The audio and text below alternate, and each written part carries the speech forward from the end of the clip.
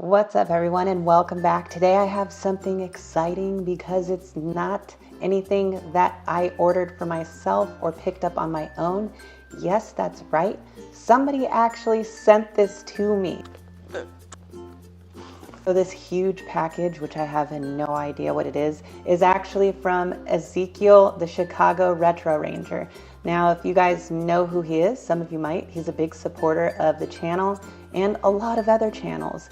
And I could not believe when he reached out to me and said, hey, I got this really cool thing for you. Can I send it to you? So of course I said, oh my gosh, I can't believe you did that. Thank you so much. Send it to me. And I thought it would be fun to make a video about it, see what it is, find out with you guys, and then see where it goes from there, because really, I have no idea. But big shout out to Ezekiel, the Chicago Retro Ranger. Thank you so much. Let's find out what this mystical box is. Is my in a box? It's in a box.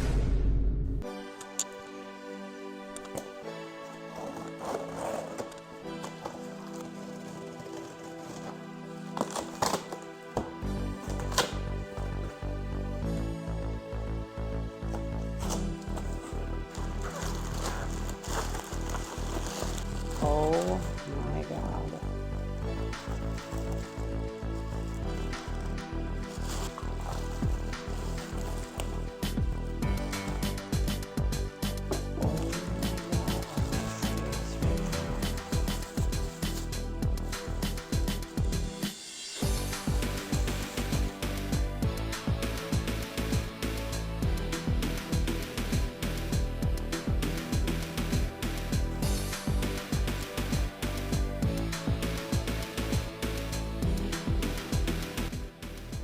Up to this point, the only arcade version of Street Fighter 03 Upper that I had ever heard of was the NAOMI GD-ROM version. And as you can see for the Sega NAOMI, there is a GD-ROM add-on, and the CDs always come with a security key as well.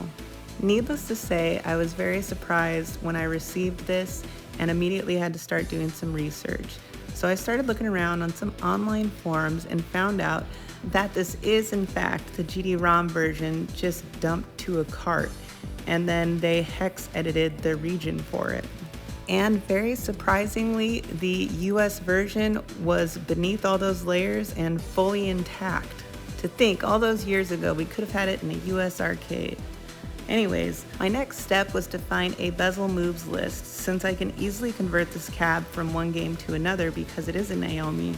So I grabbed some bezel art off of the internet, and as for the marquee, I actually had this marquee made a long time ago by this guy on eBay named Tim Chips, or he actually owns his own website called arcademarquees.com.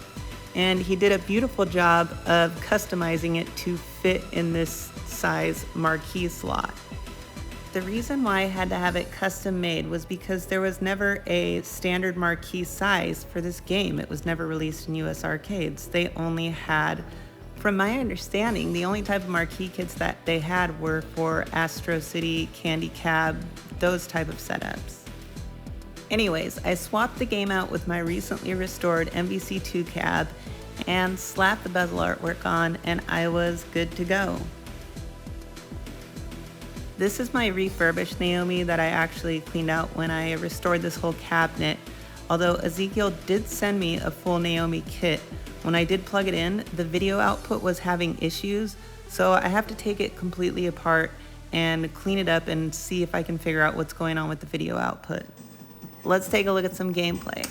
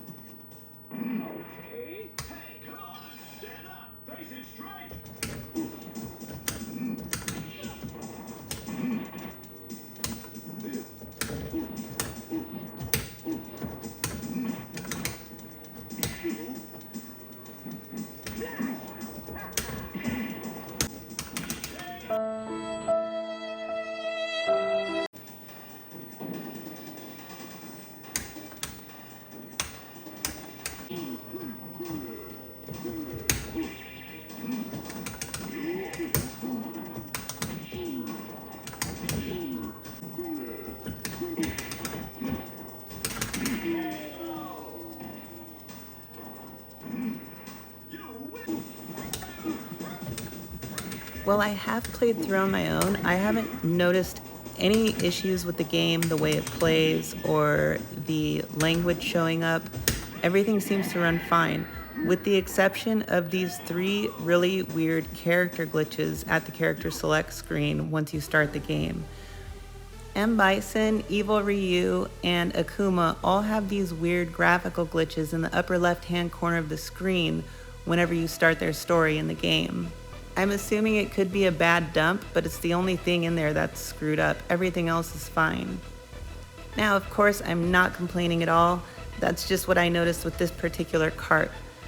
This is such an awesome and unique grab, and I cannot thank you enough, Ezekiel. Thank you, thank you, thank you. I love this game, and I could not be happier to finally have it in my collection. And wow, to have it in the USA region is so cool. A million thank yous. I hope you all have enjoyed this video, and there will be more follow-ups on some of the other stuff that I got in the kit. I'm looking forward to bringing that to you. Until next time, I'll see you guys then.